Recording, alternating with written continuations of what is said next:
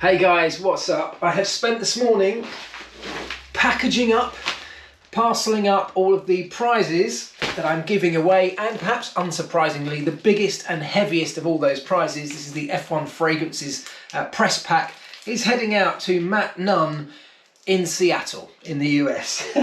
So the biggest and heaviest is having to go the furthest. That's all fine. Matt, congratulations, and congrats to everybody who won a prize. Thank you to everyone who took part. They will be heading your way very, very soon.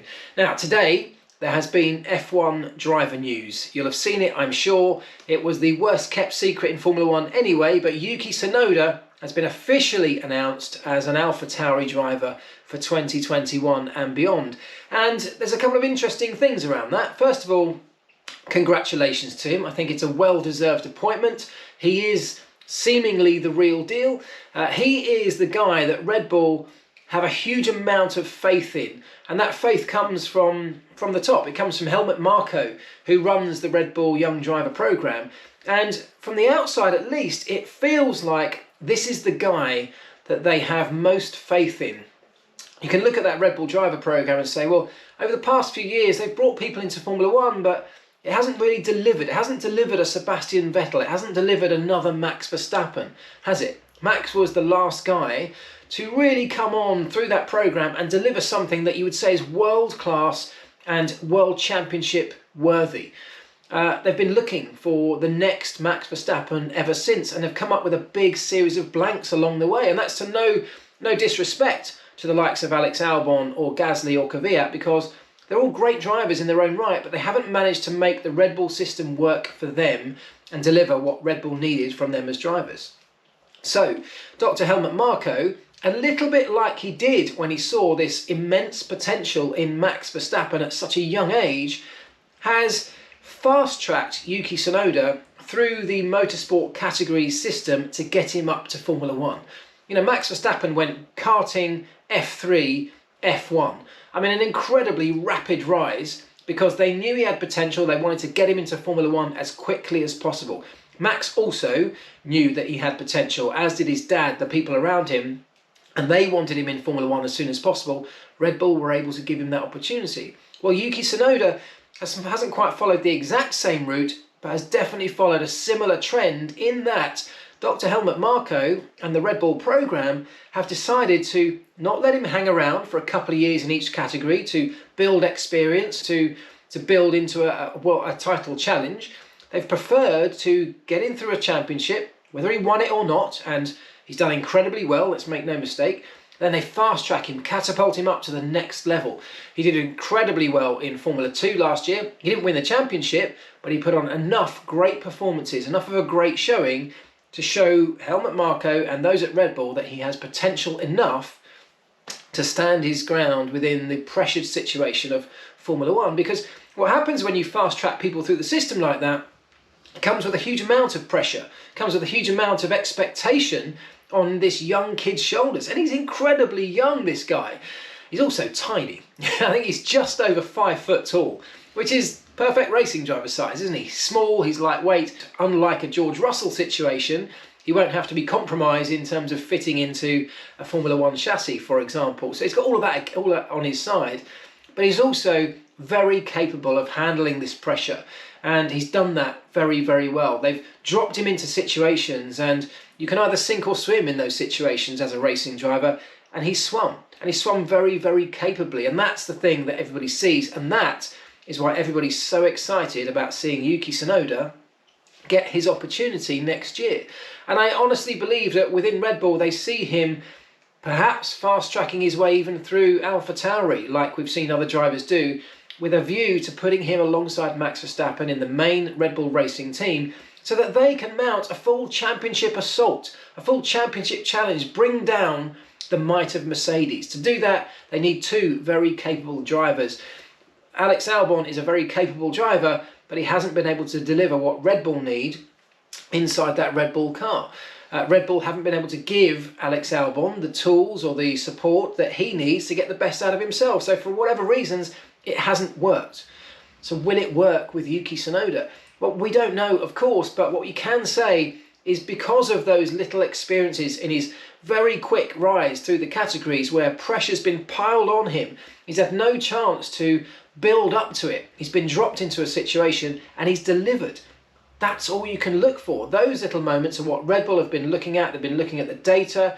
They've been getting feedback from him and the people around him. Those guys at Carlin Motorsport that ran him in F2 last year will be absolutely feeding back to Red Bull about what he's like outside of the car as much as what he's like inside the car. And they've liked what they've seen. They've liked what they've heard from these people.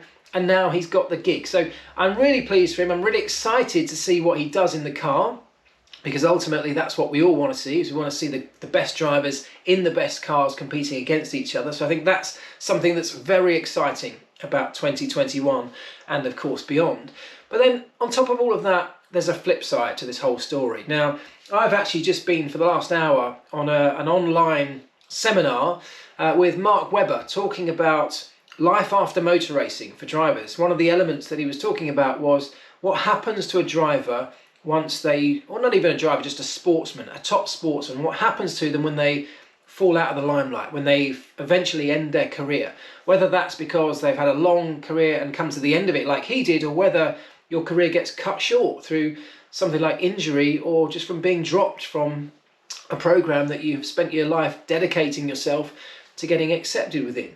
And the truth is, within motorsport, there's very little support for those type of situations. The drivers, the stars of our sport one day that become, the fish and chip wrappers the following day. There's very little to help those people with a transition from being centre of attention, star of the show, to being almost forgotten about very, very quickly. And that was an interesting discussion to have, because, of course, with all this talk of Yuki Tsunoda, there's the flip side of all of that has people like Danny Kvyat falling by the wayside of this Red Bull program. And you can look at that on one hand and say, well, Danny's had a great run, he's had a good set of opportunities, he's had a bit of time, a lot more time than some might have thought he'd have got in Formula One as a result of Red Bull investing in him. Okay, they didn't take him into the Red Bull racing team for very long, and they dropped him pretty unceremoniously, and that was really hard on him, but the way he dealt with that was great. And actually, if you look at his last few races,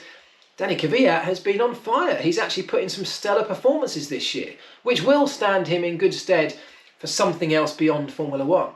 But Formula One, I'm pretty sure, will just drop him like a stone. And maybe you could say, well, he doesn't deserve any more than that. He's had what he's got from Formula One, and now it is up to him to go and find his own way in life. But these are also people, and it's very easy to forget that, because they're this machine-like elite athlete when they're a Formula One driver. When they're gone from Formula One, they're still people. They're still the same people that we were putting so much energy and so much resource and so much time into, so much investment into, whereas the next day, when he's no longer a Formula One driver, all of that has gone. And it's not just, of course, Danny Kvyat. There are others, plenty of others over the years that have gone through similar things. Roman Grosjean, of course, and Kevin Magnussen, two other major casualties from this year that we know about already, and there may well be others. We still don't know the absolute destiny of Sergio Perez, although it really feels to me like we're going to get another announcement from Red Bull very, very soon about him getting the opportunity in the Red Bull racing team alongside Max, at least for next year. But, if that happens, you're going to get a similar situation with drivers, perhaps Alex Albon. How much support is there for these people? And as fans, we're not in a position to offer too much support other than a few words on social media that might, bring a smile to those guys' faces. But it needs to be beyond that. We as a sport, I think, need to look after the people within it. Not just the drivers, by the way, the people within the sport that give so much to putting the show on the road, to making it all happen, for when the sport is no longer in need of what they can offer. And I'm very lucky in that there's always been this. In fact, we're all very lucky, people who've worked in Formula One, because we have this group, used to be called the Grand Prix Mechanics Trust, in support of anyone who's a Formula One mechanic. That's now been widened to just being called the Grand Prix Trust for anybody who's been part of Formula One. And whether that was 20 years ago or 30 years ago, and whether you have issues with your family life, with your personal life, with your career, if you suddenly find yourself on hard times and can't pay your mortgage, if you fall ill, for almost any reason, if you're in sudden hardship or difficulty, the Grand Prix Trust is there for us. It's an amazing organisation. It's actually led by Martin Brundle at the moment, and I've been involved in a lot of the things that they do. I think it's a wonderful support. And I have no doubt that they would also help drivers in these situations if need be, but actually a driver's needs post-Formula One are often very different to that of a mechanic or an engineer or a truck driver or anybody else who works within a team. Because drivers don't very often have the financial struggles that some others in motorsport can have after dedicating their life to this industry. And I definitely think that this is an area that Formula One, in this time of inclusivity and equality and looking to support and we race as one, really could perhaps think about doing more for those people who commit so much to making the show happen beyond the time when they're actually giving that commitment on a daily basis. But anyway, today's video is really to celebrate the announcement of Yuki Tsunoda. I'm very, very excited about that. Huge congratulations to him. Commiserations, I guess, to Danny Kvyat, although it may not have been a massive surprise. I think he's known for some time. And I hope that for him the future is really bright wherever he ends up. Right, I'm off to the post office to get these things on their way to you, lucky lot.